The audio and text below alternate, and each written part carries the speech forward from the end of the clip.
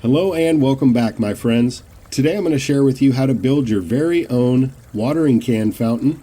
Not only does it bring a wonderful ambiance into the garden, but it's quite ornamental, and the bees will love you for it as well, as they'll come in and get a drink from time to time while they're pollinating your garden.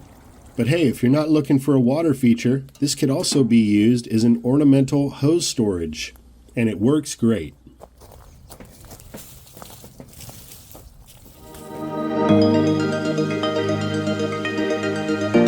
So the items you're going to need for today's project is a steel tub, a watering can, some 1/2-inch EMT conduit,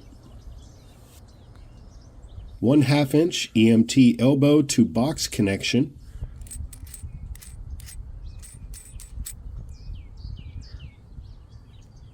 three 1/2-inch conduit hangers, and 3 1/4-inch thread by 1/2-inch long bolts, along with nuts and washers.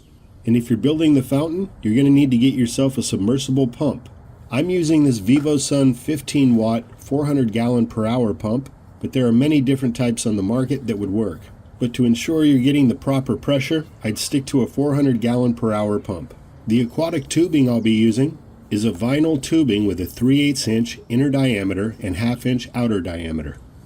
Now I've also got some odds and ends, little pieces here that I'm going to put something together with. You may or may not need these additional parts, depending on how you configure your setup if you're following along with the build. But because of the hose fittings that come with the pump, I'm going to need to add in a reducer going from 1/2-inch inner diameter to 5/8-inch inner diameter. More on that in a bit. The tools you're going to need is a sawzall or hacksaw that'll cut through metal, a Phillips head screwdriver, a drill bit set, or what I like to use, a step bit. These allow you to make many different size holes with just one tool. You're also going to need a tape measure and a small to medium sized crescent wrench. So let's get started now. Although you could buy new, I'm going to be upcycling some older weathered items that I had laying around. I've got this watering can here that's rusted out on the bottom, and a tub I picked up from a garage sale. It's got a bit of rust on it. We're going to clean this up real quick. So first we'll give these items a quick scrub with a wire brush just to get any of the excess dust, dirt, or rust off.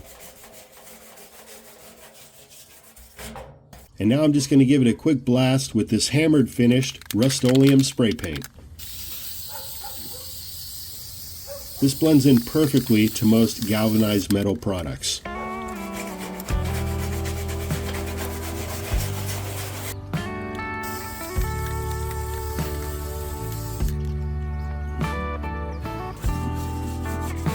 Now the bottom of this can will be visible, so I'm going to go ahead and spray paint this as well. That looks better.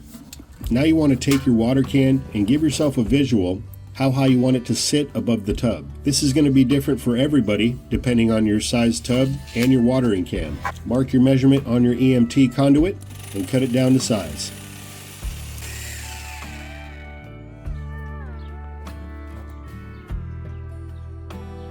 That looks good.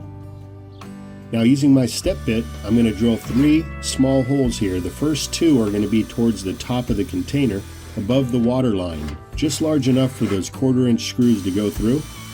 And the last hole closer to the bottom will be submerged in water. And we'll be fixing that bottom hole up a bit with a gasket later on, so stay tuned.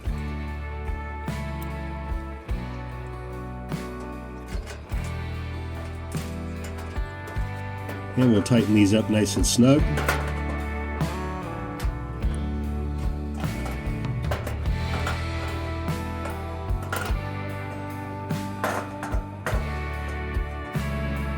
And slide in our conduit. Now we can snug up the conduit hangers as well, but you're going to want to leave a little bit of play. Don't cinch it up too tight. That way you can move the can around when you're servicing your water feature or using it as a hose storage.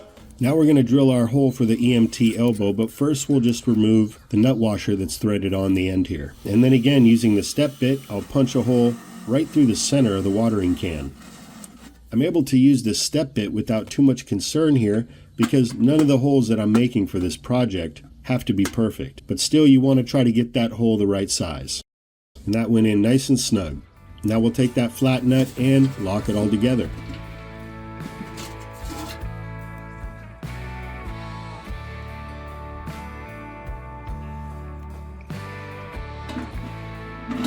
And you see how that just slides onto the conduit. So at this point, you've got yourself a decorative hose storage. This is highly functional and looks great in my opinion.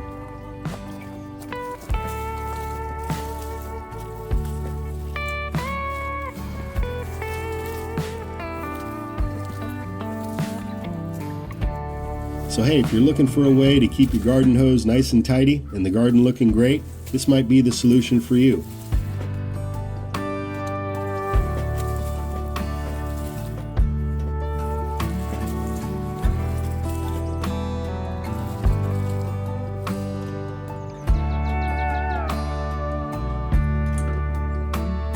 But if you're interested in making a fountain, here's the next step. You want to open up that conduit elbow and remove the rubber gasket that's inside. We don't need this fitting to be watertight as we're not running anything sensitive through the elbow. But we can definitely use this gasket. Using a screw or some other object, you can poke a hole right through the center. That's going to allow you to get your bolt through there and seal up that bottom hanger nice and watertight, as it's going to be submerged below the water level.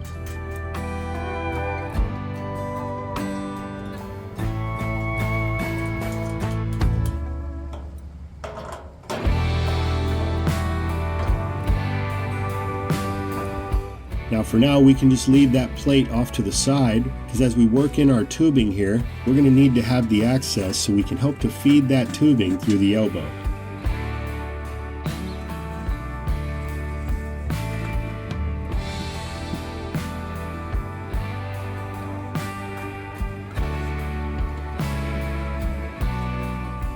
It's a tight squeeze, and a pair of needle nose pliers will make quick work out of it.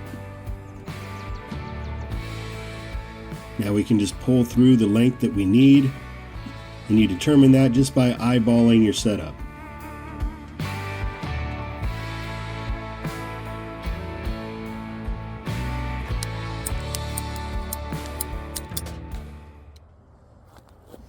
Now the portion of the tubing coming out of the elbow will feed that down the conduit.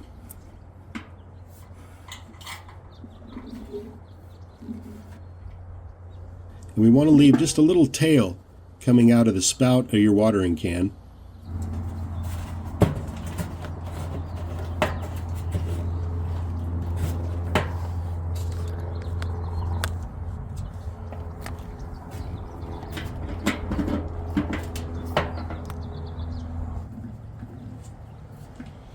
And now you can go ahead and reinstall the elbow plate.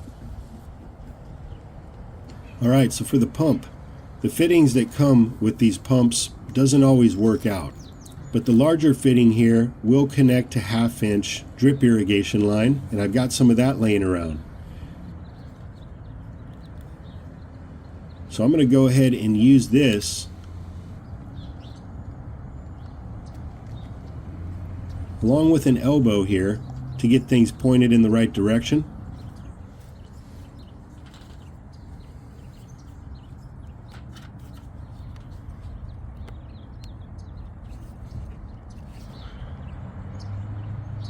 Now I can take my reducer that'll fit a 1/2 inch inner diameter to a 3/8 inch inner diameter, and we can hook everything up nice and easy. And I'll just drape the cord over the back, concealing it behind the conduit.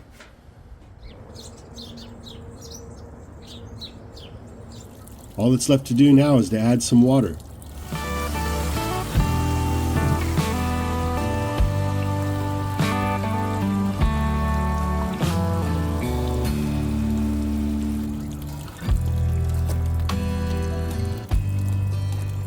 So you can see I filled it up so that the water line is just below the top 2 hangers.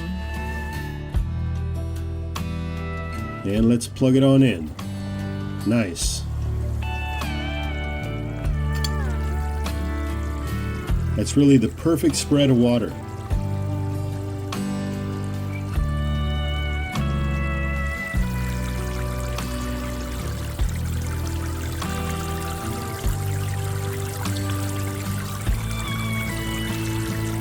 Now honestly, I really like the fountain just like this. It puts off that nice, relaxing sound of running water, and because the water is not stagnant, you need not worry about mosquitoes.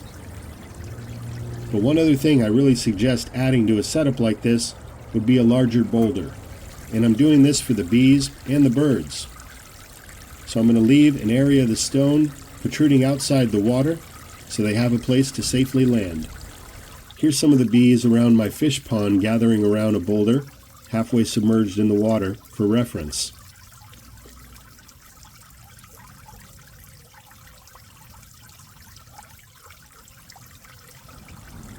Now if you want to get fancy and dress this up a bit, you can add in some plants. Now these pond baskets work perfect for that, and I found I could fit 2 in this system along with the boulder.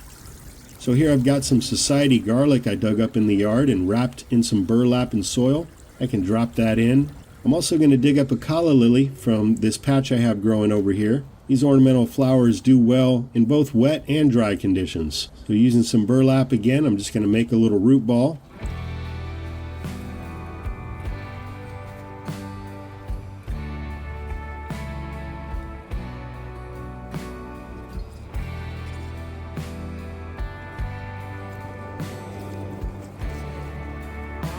And drop that in with the pond basket.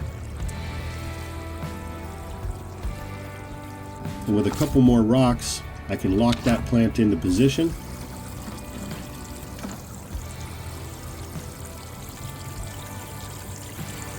And we'll just spruce it up a bit. And there you have it. I think this really looks great.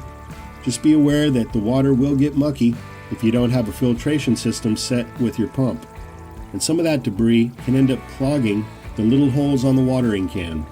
Now if you take the pump and you put it in one of these baskets and surround it with some river rock, that'll work as a biofilter and help to filter out any of the dirt and debris. But it's really not that big of a deal, and with a little bit of maintenance, it'll continue to flow just fine. Well, that's going to wrap this video up, my friends. As always, check down below in the description box. There you will find a complete material and tool list, as well as some links to some of the different products that I used in this project. And if you found this video helpful or entertaining in any way, be sure to smash the like button for us. And if you haven't already, consider subscribing to the channel. New uploads every week, sometimes every day, and I'm always giving you updates on all the different things growing on around here. So with that, have yourself a great rest of the day. Until next time, this is Dan from PlantAbundance.com. Take care, I'll be talking to you again soon.